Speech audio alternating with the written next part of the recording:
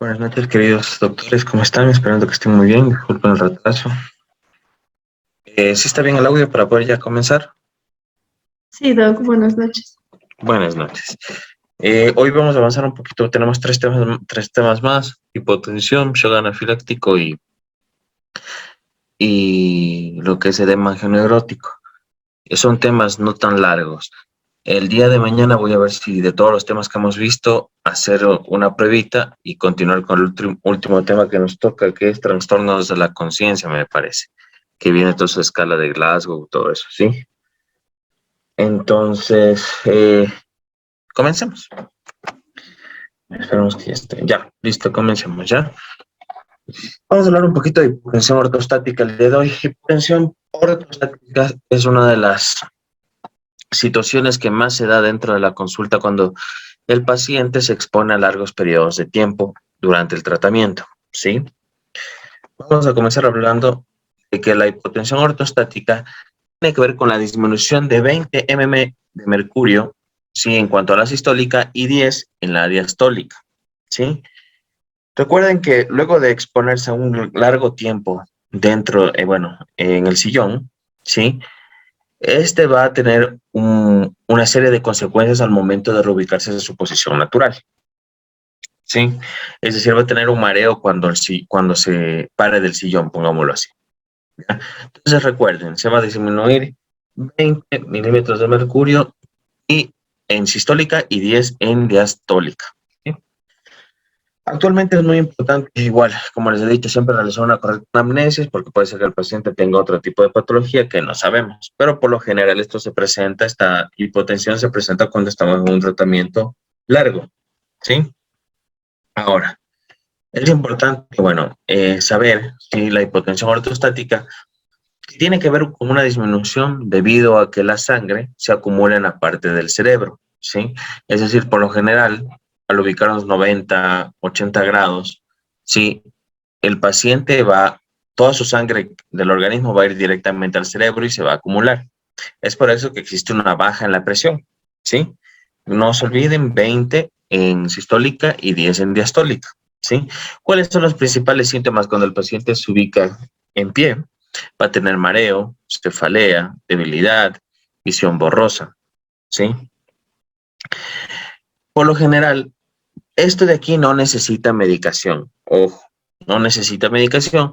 Si el paciente en algún momento, pues, o les ponen algún caso clínico que se presenta y algún paciente presenta hipotensión ortostática, esto no necesita medicación, nada farmacológico, solo tenemos que nuevamente, si el paciente se para, ¿sí? Hacerlo sentar, ¿sí? Y esperar unos 3 a 5 minutos para que le pase, ¿sí?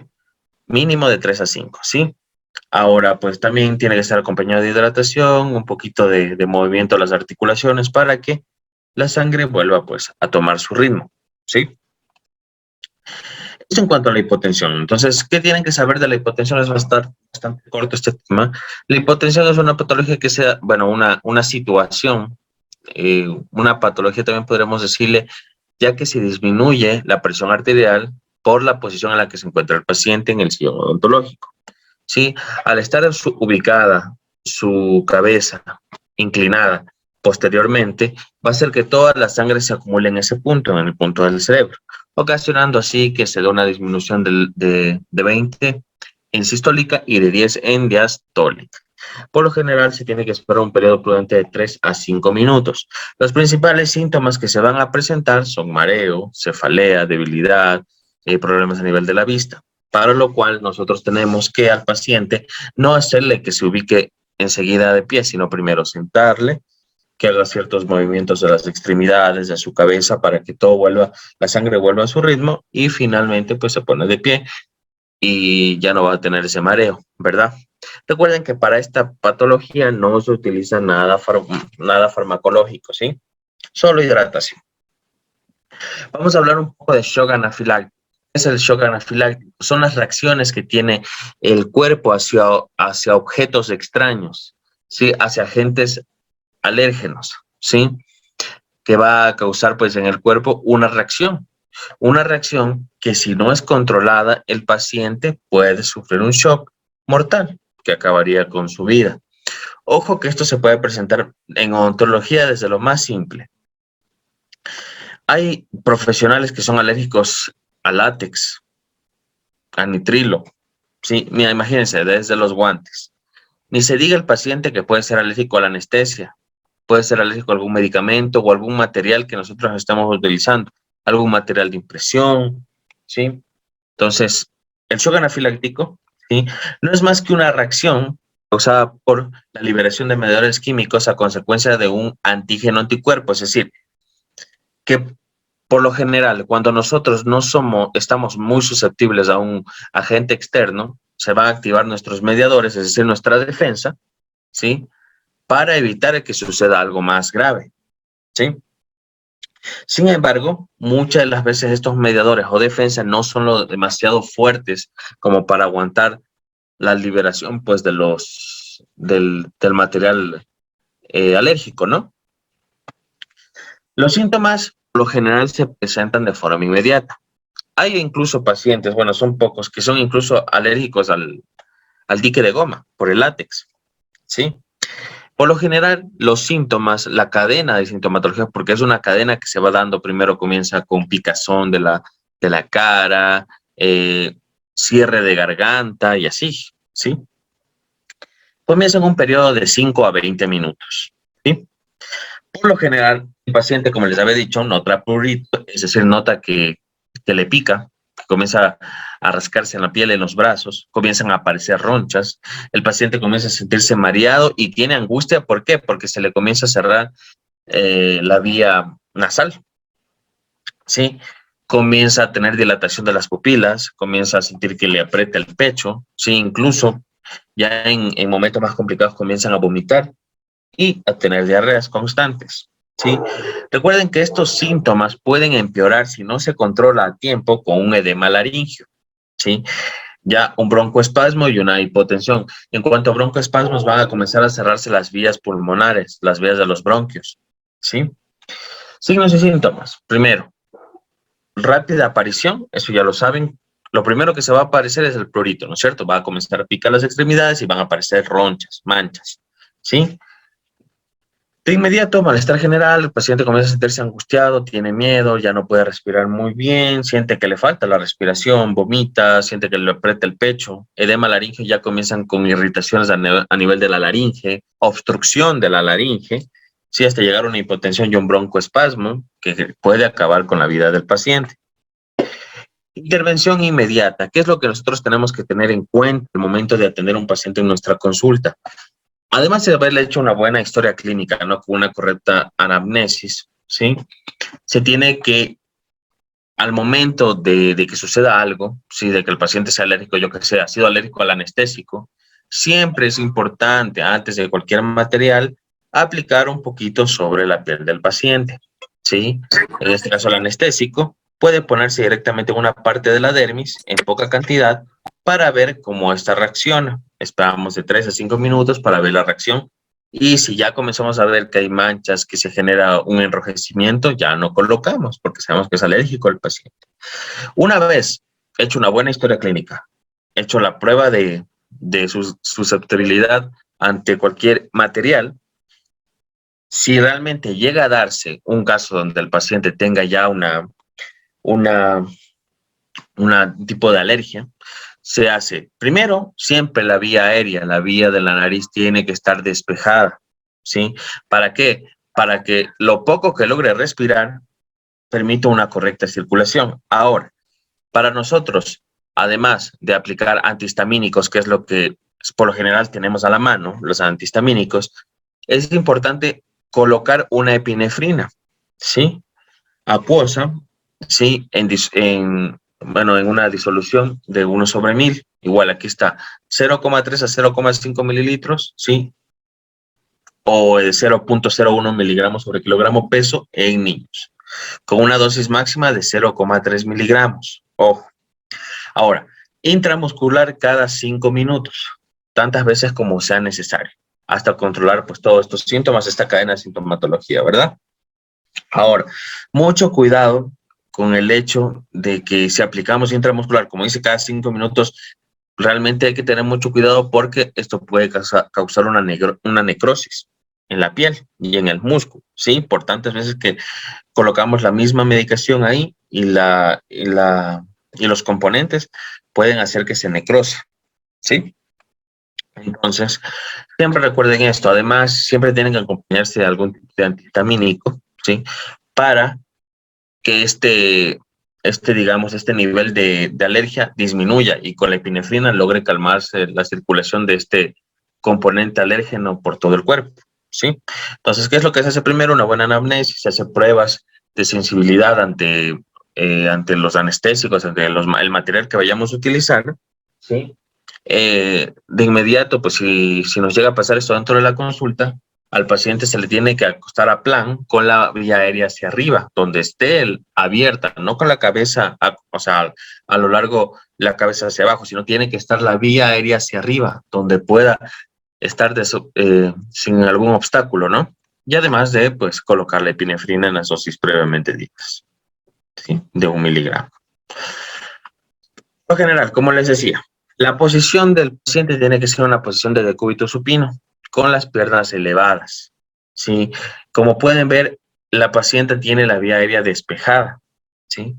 Ahora, pues, si ya no hay si sigue la reacción y no disminuye, realmente se va a tener que intubar al paciente, porque ya ahí sí no va a tener una vía para poder respirar. Es por eso que se hacen las famosas traqueotomías, ¿sí? Por lo general se hace una incisión a nivel de la garganta, pongámoslo así, para poder crear una nueva vía de respiración, ¿sí?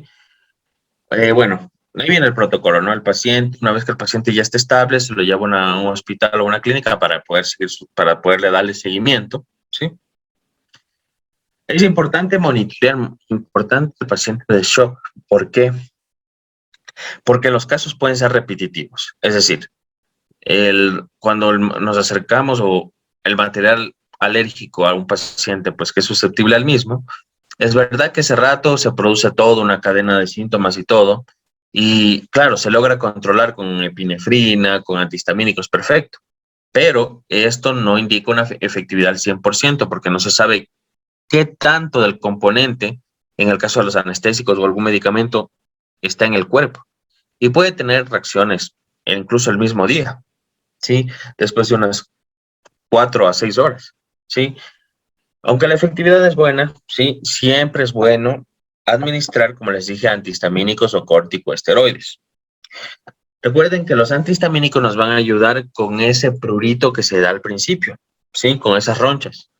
Los antihistamínicos nos van a ayudar a disminuir, ¿sí? Los problemas a nivel de la dermis, ¿sí?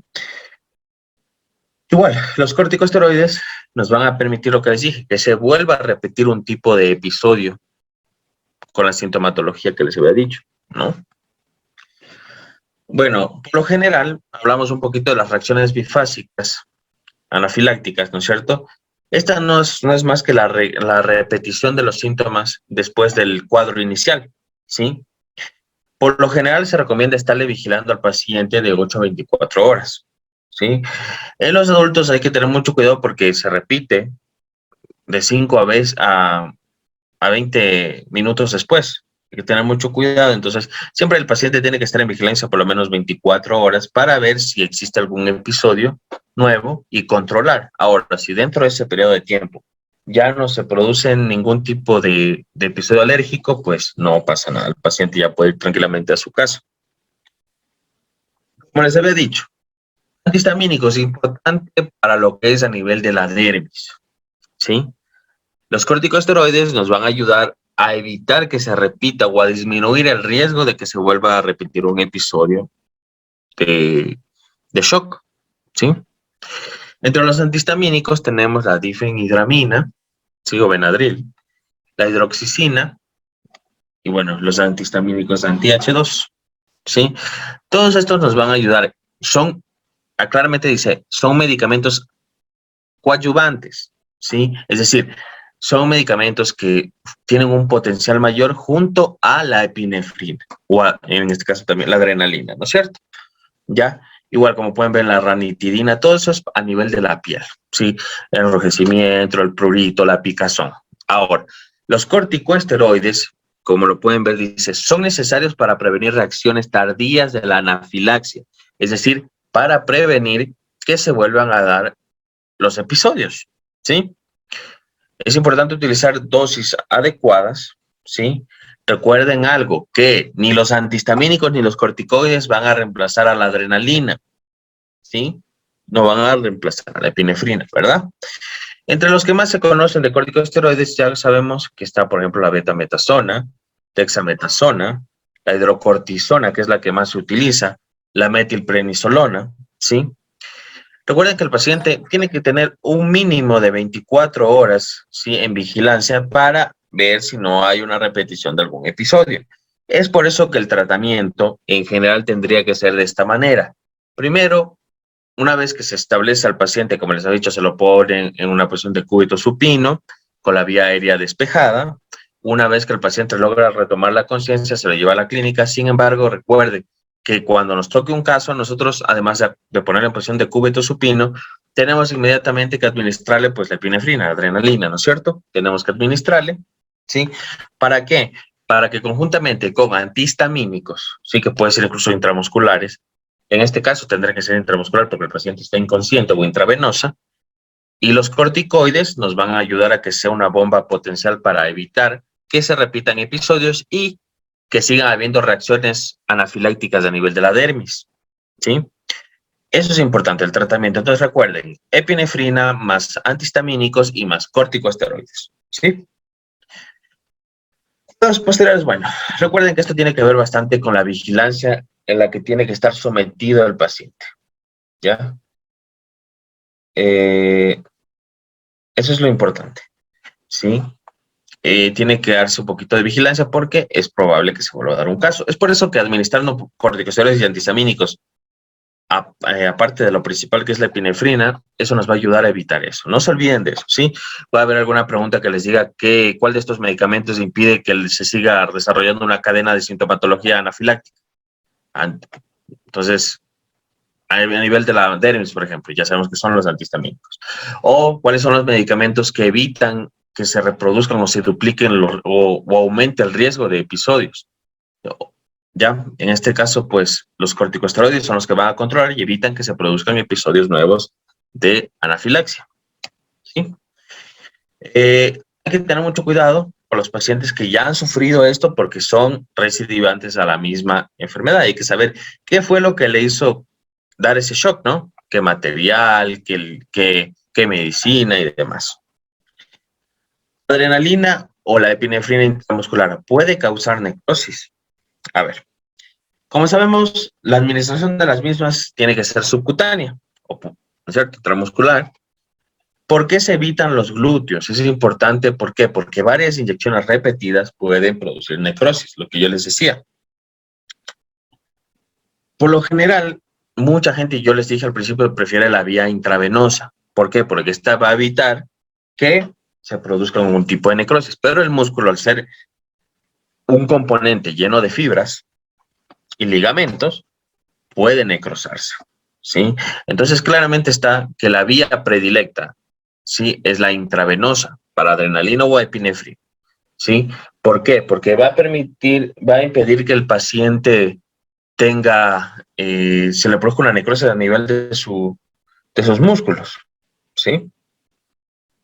Edema angioneurótico. El edema angioneurótico no tiene que ver más con la hinchazón de la dermis, ¿sí? Este edema no es como el edema laringio, que es más o menos como que se inflamara la parte de la mucosa de la laringe. Aquí, en cambio, no se va a inflamar la mucosa, ¿sí? Se va a inflamar la dermis, ¿sí? Provocando así que se produzcan, pues, afecciones a nivel, a nivel cutáneo, ¿no es cierto? Produciendo así, pues, en este caso, ronchas, inflamaciones, ¿sí? Recuerden que el edema angioneurótico va ligado al shock anafiláctico. ¿Por qué? Por lo general, sí, como les había dicho, ¿qué es lo que se da en un shock anafiláctico? Primero, además de la obstrucción de las vías aéreas y todo, también se va a dar un edema laringio. Es decir, toda la parte de la mucosa de la laringe se va a inflamar, ¿sí? Y va a impedir el paso del aire, ¿ya? En este caso, cuando comienzan a darse la primera sintomatología del paciente en shock, comienza a darse un prurito, ¿no es cierto? Este prurito que es el picazón. Cuando ya se comienzan a producir las manchas, ¿sí? Estas tipo ronchas, digamos, ¿sí? Eso hasta ahí se llama prurito. Pero cuando estas ronchas comienzan a hacerse tipo bombas, así digamos así, como úlceras, ¿sí? En la piel, esto ya se conoce como un edema angioneurótico, ¿sí? Va ligado a esto, ¿sí? Recuerden por lo general que este es un tipo de hematología como mecanismo de defensa, ¿sí? Sin embargo, este aquí pues tiene que ser considerado una de las principales sintomatologías del shock anafiláctico, que se maneja igual de la misma manera, ¿sí? Recuerden que este edema que les estoy hablando puede clasificarse de manera aguda, crónica y física, ¿sí? Recuerden que muchos de estos tienen a la hinchazón, ¿sí? De la parte de la dermis, que tiene un promedio de duración hasta 6 semanas. Y eso que, aunque esté controlado con medicina, con antihistamínicos, sí puede reducir, pero el periodo de tiempo es el mismo para que desaparezca completamente, porque las ronchitas no es que van a aparecer porque ya te tomaste antihistamínicos, ya se van a desaparecer. No, sí, reduce a que se sigan haciendo más ronchas, pero no elimina en ese momento el prurito. No ven que es una afección ya a la piel directa que tiene que ir sanando. Es como cuando uno se cae, pues hay que esperar que se cicatrice, ¿no es cierto? Entonces recuerden que el edema, el angioedema también conocido, ¿sí? Esta es una reacción a partir de un shock anafiláctico, ¿sí? Un shock que se va a producir en la piel. Esta piel va a tomar un tipo de hinchazón, ¿sí? En forma de úlcera. Estas úlceras en la piel van a durar hasta un mínimo de 6 semanas para disminuir, ¿sí? En el siguiente cuadrito al lado está más o menos, por ejemplo, a qué puede ser alérgico el paciente en alimentos, eh, a diferentes factores o ítems, huevos, leche, trigo y demás. Al maní, hay mucha gente que es a los frutos secos. Medicamentos, sí, por lo general, pues a medicamentos que se exponen por primera vez los pacientes y nunca han tomado y por primera vez pueden pueden tener reacciones alérgicas o algún tipo de medicamento que sea correlacionado con un medicamento al que fue alérgico, a picaduras de insectos. Hay mucha gente que, si se dan cuenta, hasta en las películas pasa de que si alguien le pica, o lo que sea una abeja, una avispa, puede ser alérgica a esta picadura. Entonces, ¿qué es lo que va a pasar primero? Si se dan cuenta, lo primero que pasa, comienza a hincharse las partes de la cara, ¿sí? Comienza a hincharse los brazos, ¿sí? Comienzan a dilatarse las pupilas, ¿ya? Lo primero que comienza, si se dan cuenta, siempre comienza la picazón y la inflamación de la cara, ¿sí? Después ya comienza la obstrucción de las vías aéreas, ya comienzan a obstruirse, lo cual va a generar ya la falta de respiración y va a causar un broncoespasmo. Por lo tanto, picaduras de insectos son muy probables de que ocurra algún tipo de reacción. Unas un poco más, digamos así, agudas y otras van a ser crónicas, ¿sí? Que van a tener su representación física. Igual, infecciones a diferentes, pues, bacterias y virus. Alergia de contacto, esto es lo que yo les ponía de ejemplo en el shock anafiláctico, que se pone al látex, al polen, algún tipo de saliva animal, algún tipo de insecto nuevamente y demás, ¿sí? Como les decía, esta tiene una duración de 6 semanas, ¿sí? Y esta es, pues, siempre que se presente esta inmunoglobulina E, ¿sí? Va a ser la causante del desarrollo al mismo tiempo favorece y no favorece al mecanismo de defensa que tenemos contra algún material alérgeno, ¿sí? Entonces, eso es lo principal que tienen que saber. ¿Cómo se controla? Se controla de la misma manera. Recuerden que en este caso también hablamos un poco de la urticaria, del angioedema, que es casi parecido. Van a tener las ronchas de un tamaño de 1 a 3 milímetros, ¿sí? ¿Cómo llamarlo ya edema angioneurótico o angioedema?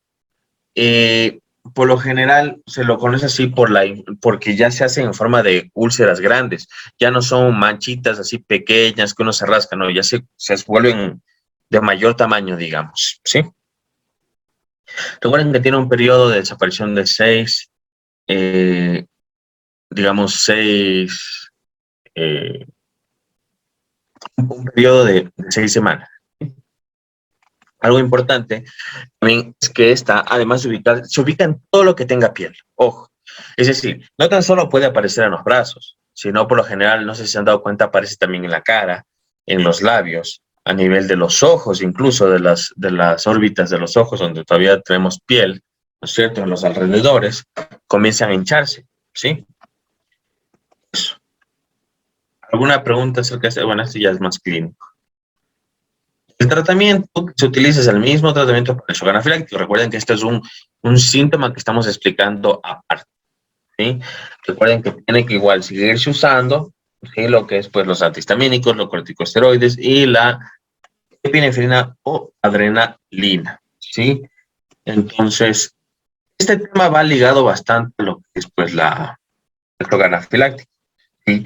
¿Por qué? Porque está dentro de la cadena de reacciones anafilácticas que tiene pues dentro del shock, ¿ya? Solo que este se va a presentar a nivel de la piel, de todo nuestro cuerpo donde hay piel, ¿no es cierto? Puede presentarse en la cara, incluso llegan a aparecer paperas a nivel de las mejillas, ¿sí? Ya a representarse en forma de manchas, ya como furúnculos más o menos en la piel, en los brazos, ¿sí? Que pues tienen un tiempo de 6 semanas para desaparecer solo. Así sea con tratamiento antihistamínico, el tiempo sigue siendo el mismo, ¿sí? Entonces, una pregunta de los temas para que más o menos si están relacionando lo del edema con el shock anafiláctico, son las consecuencias, se está explicando la consecuencia principal, la que es más notoria, y lo ponen como un tema aparte, pero el tratamiento sigue siendo el mismo, ¿sí? ¿Alguna pregunta de estos tres temas? La hipotensión es un tema demasiado cortito porque no hay de dónde perderse, no tiene un tratamiento farmacológico. Sí, solo es que el paciente descanse un poco de 3 a 5 minutos y con eso ya no hay ningún tipo de problema. Hay dos doctoras Vero. Para las dos, ¿está claro? Sí, Doc, sí está claro. Sí, Doc, Ya, está claro. ya, exacto. No es complejo realmente el tema. Lo que lo quieren hacer complejo a veces es diferente. Y los casos clínicos, recuerden, siempre dentro de su opción del shock anafiláctico tiene que estar llamar al 911. Ojo, ¿sí? Mucho ojo, siempre tiene que estar esa opción, pero tampoco en el ítem puede faltar, sí, tampoco en el ítem puede faltar la parte de la adrenalina, ya incluso si está antihistamínico. O sea, por ejemplo, si un literal les ponen, ya el paciente sufrió un shock, ¿qué es lo que hacemos? Ya ustedes ponen el ubico al paciente, ¿no es cierto? Eligen la opción donde diga que tiene que estar de cúbito supino con la vía aérea despejada, perfecto. Y si dice, se le coloca antihistamínico y se llama el 911, mal, porque el antihistamínico no nos va a solucionar el problema de la alergia. Lo que nos va a ayudar a solucionar el problema de la alergia es la adrenalina, ¿verdad? Sí, ya, que ya sabemos que se deben colocar de qué manera, intravenosa, ya, porque intramuscular puede causar una necrosis en este caso del músculo, ¿no es cierto? El glúteo, que es donde más se pone. Recuerden eso, tiene que estar siempre la colocación de adrenalina o epinefrina y tiene que estar siempre la llamada al 911, porque tienen que llegar para establecerlo completamente al paciente, para restablecerlo, ¿sí? Eso en cuanto a los casos clínicos, sí, de ahí no es tan difícil. Les recomiendo que sí se comiencen a aprender las dosis de los antihistamínicos y de los corticosteroides, ¿sí? Recuerden que los antihistamínicos nos van a ayudar a prevenir que se desarrollen más reacciones en la piel. O sea, le va a cortar del golpe la cadena de sintomatología. Es decir, si tomamos antihistamínicos va a ayudar a que ya no se desarrolle más picazón, más malestar, más, ¿sí me entienden? Y los corticosteroides lo que nos van a evitar es que una vez que ya le controlamos de esa etapa de shock, se vuelve a repetir después de unas cuantas horas. Entonces, por eso es que el paciente tiene que estar vigilado por 24 horas. Eso también puede estar en alguna opción. Eso. Sí, apréndanse cuáles son los antihistamínicos más importantes, ¿sí? Hay la ranitidina, son los que más se utilizan, ¿no es cierto? El Benadryl también se utiliza bastante, y en los corticosteroides la metilprednisolona es la que más se utiliza y la hidrocortisona, ¿sí? ¿Qué más? Eso. por los 3 temas de hoy. Mañana voy a ver si les tomo ya una pequeña pruebita y seguimos con los trastornos de la conciencia. ¿Alguna pregunta de esto